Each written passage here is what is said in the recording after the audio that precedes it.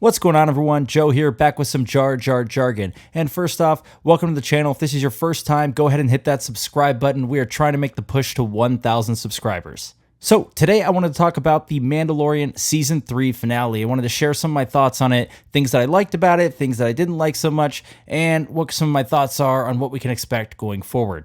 So getting right into it, some of the things that I really liked about the episode, I thought the action sequences were absolutely incredible, definitely the best we've had all season.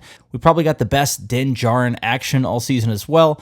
His hand-to-hand combat with the Beskar troopers and the Praetorian guards was absolutely incredible. It was really awesome to see him in action again. We really haven't seen that since, I'd say, Season 2. The other part that was really awesome was the Mandalorian battle between the Beskar troopers and all the Mandalorians just clashing in their jetpacks. Seeing Bo-Katan flying through the air with the Darksaber was definitely something straight out of the Clone Wars, so pretty awesome to see in live action. Of course, the armor was super badass in that scene as well. Seeing Grogu wield the Force to protect Din Djarin was really awesome. During that fight with the Praetorian guards, we saw him use the Force really defensively, which is something we know he probably got taught from Luke Skywalker, so it was really cool to see that kind of worked into the story, as we haven't really seen him use it in any kind of combat this season at all.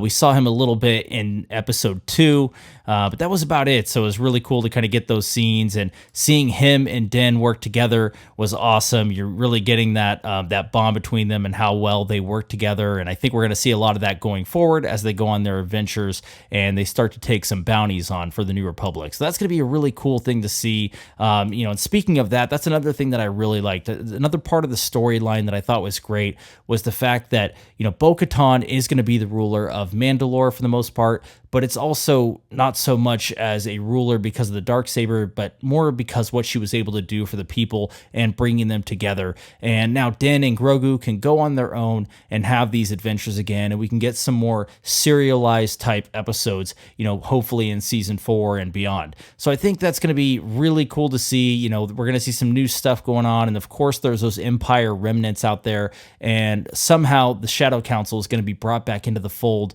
and I think Din and Grogu are going to play a big role in kind of finding those players and taking them out one by one.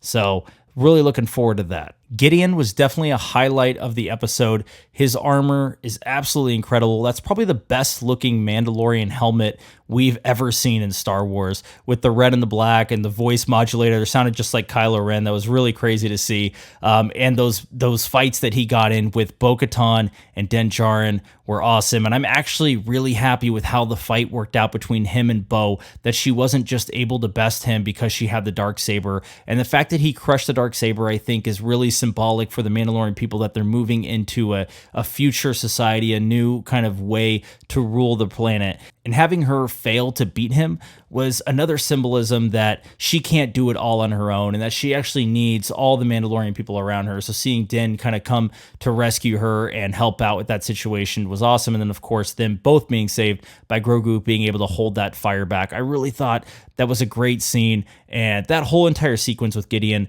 was honestly great. I love that the Darksaber is kind of gone now, and sometime in the future, if Grogu does adopt the Mandalorian way, which it seems like he is, he could build his own lightsaber, and maybe he'll build that out of Beskar, and maybe he can use the Kyber crystal from the Darksaber. That would be something that would be really cool to see as well. He's probably going to be the first Mandalorian Jedi in a long, long time, so he's going to need a lightsaber at some point. Another scene with Grogu that I really liked is when he was in the water, and he was trying to take the Creed. At least, obviously, he wasn't able to speak, so he wasn't able to, but he sensed the mythosaur down below, and it seems like he definitely has that connection with animals, just like Ezra Bridger has. So I think we're going to see that expanded upon in future seasons, and I do think eventually we're going to see the mythosaur up out of the water and on land, and maybe ridden by someone, maybe Din, maybe Grogu, maybe Bo-Katan.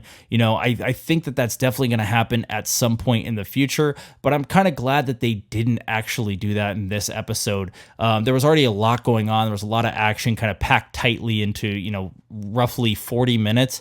So I'm kind of glad that we didn't get that scene just yet, and another kind of hint at it that, hey, the mythosaur's down there and Grogu can sense it, and it seems to be able to sense Grogu as well with its eyes opening there at the end of the scene. So I really like that. And now, like I said, I mean, moving forward, I think Din, Grogu working for the New Republic is going to allow them to tie back in to the Ahsoka show and kind of those stories going forward. And of course, that big crossover event, which is going to be the New Republic era, taking on Thrawn. And I think that kind of allows them to be worked into that story as well and kind of play, heroes in that story instead of just being stuck on Mandalore and ruling. So people that wanted Din to be ruler of Mandalore didn't really make a lot of sense to me. Like, yes, I kind of wanted him to have the Darksaber as well, but I didn't really care to see him be a ruler on Mandalore. He's much better as a bounty hunter out in the galaxy, kind of doing things and going on different adventures. And I think it just works better for the story and for the show.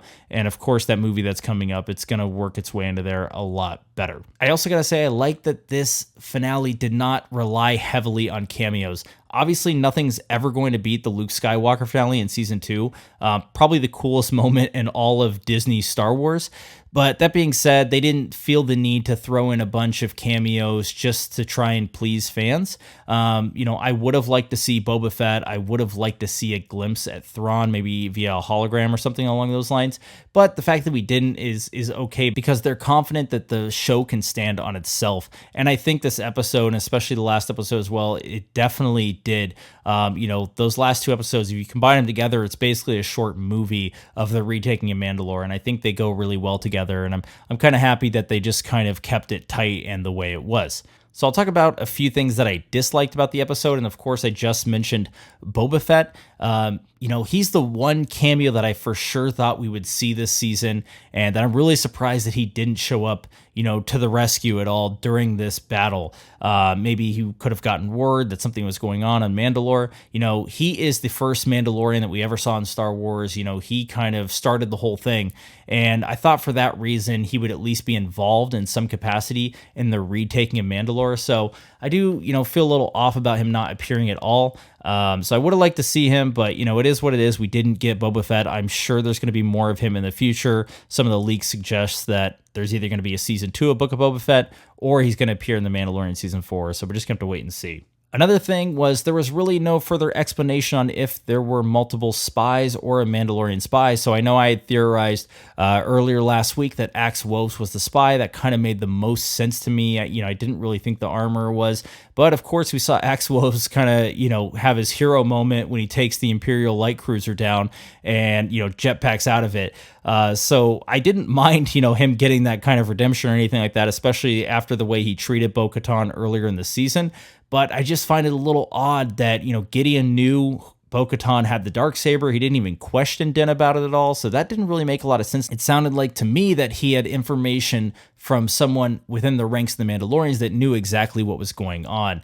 So that was a little odd to me. And then, of course, with the Axe Wove scene, him jetpacking all the way back to the fleet in orbit after, earlier in the season, they were unable to catch that flying raptor or whatever on their jetpacks because they ran out of fuel. So I'm not sure if he has some sort of special jetpack that has unlimited fuel or if he has more fuel because he wasn't part of this remote covert. So maybe that has something to do with it, but there was no explanation. It was very odd to see him jetpack completely off the planet, basically onto the fleet. I'm also a little bummed that we didn't get to see Pedro Pascal at all. So this is the first season of The Mandalorian where we haven't seen his face. And I really thought that, he would be captured and that Moff Gideon would forcibly remove his helmet, especially after the way it ended last week. But, he just broke free right away at the beginning of the episode, which was a little anticlimactic and things moved a little too fast. So that's kind of another issue was the pacing of the episode. It could have really benefited from like 5 to 10 more minutes to just kind of slow things down a little bit. Because it jumped right into the action as I had speculated but it really never gave itself time to breathe. So we jumped right into it, and Din was free within like 2 minutes of the episode, which is kind of wild considering that, you know, we left on the cliffhanger that he was going to be captured, and we kind of thought that might go somewhere. So it was a little bit of a bummer that we didn't get to see Pedro Pascal. I felt like there was another scene, maybe, you know, at the end when he was at the house or the cabin, that he maybe would have removed his helmet there, but no, not there either. And I think that a lot of it just has to do with the constraints on Pedro Pascal's availability, probably because of The Last of Us, which makes sense. But, you know, you'd think they'd just work in at least a couple minutes there of his face for the credits. And the last thing that I really couldn't believe, you know, didn't happen was a post-credits scene. So we've actually come to expect them at this point ever since the Mandalorian Season 2 post-credits scene, kind of unveiling the Book of Boba Fett. And then in Book of Boba Fett, we got the post-credit scene with Cobb Vanth. So I really thought, because Ahsoka's coming out in August, I thought for sure we were going to get some sort of post-credit scene, maybe where Pelion is reporting to Grand Admiral Thrawn that Gideon is dead, maybe one of the Gideon clones still being alive, something along those lines. But there was nothing, so it just kind of ended, and it felt like maybe there should have been more. So I don't know. I thought that was a little odd that there wasn't a post-credit scene.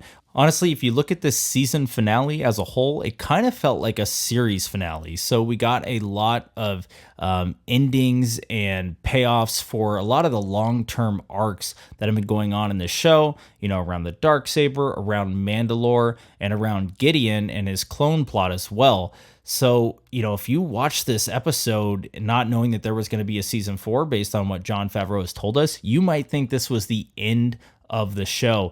What I think it is, though, is there's going to be some sort of time jump that takes place in Ahsoka, and that's going to kind of launch us forward, and we'll catch up with Din and Grogu later on. And that might be the reason we didn't have a post-credit scene. So there's definitely going to be more to the story.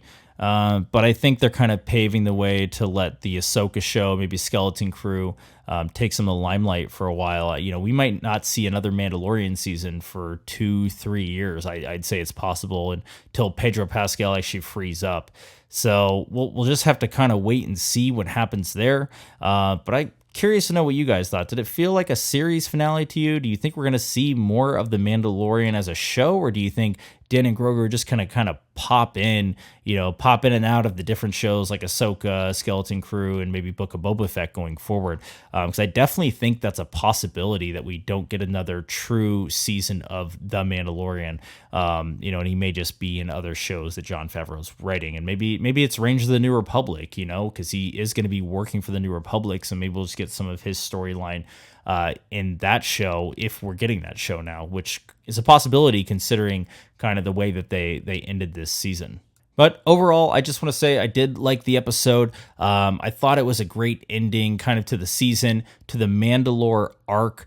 If you look at seasons 1, 2, and 3 with the Book of Boba Fett all together as, say, the first arc of this New Republic era, I do think it kind of cleans things up a little bit and looks a lot tighter.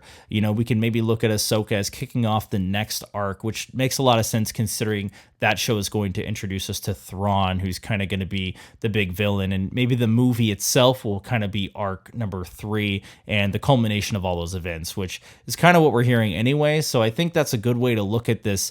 But I think we got a lot of questions answered. I definitely think there's still some questions out there, and I'll be making some more videos of kind of what my thoughts are on those, and maybe speculating a little bit on that, of course, before Ahsoka comes out. But that's really all I got for today. Just wanted to share my thoughts on the Mandalorian Season 3 finale. I'd like to hear what you guys have to think. Obviously, in my opinion, it was not as strong as the Season 2 finale. Honestly, maybe not even as strong as Season 1.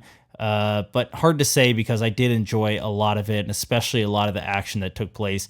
The visual effects this season have been out of this world, especially all the space battles and the monsters that they brought in, and some of the fighting choreography has been really, really, really well done. So I am impressed with a lot of what they've been able to do with a TV show budget. And I am excited, of course, for Ahsoka. I think we have kind of a setup now with a new villain. Gideon's kind of out of the picture, and we're going to have Thrawn coming in, which is super exciting, especially as a fan of Legends. So that's what I'm looking forward to, but I'd love to hear your guys' thoughts. So leave a comment below. And of course, thanks for watching. Mataafa.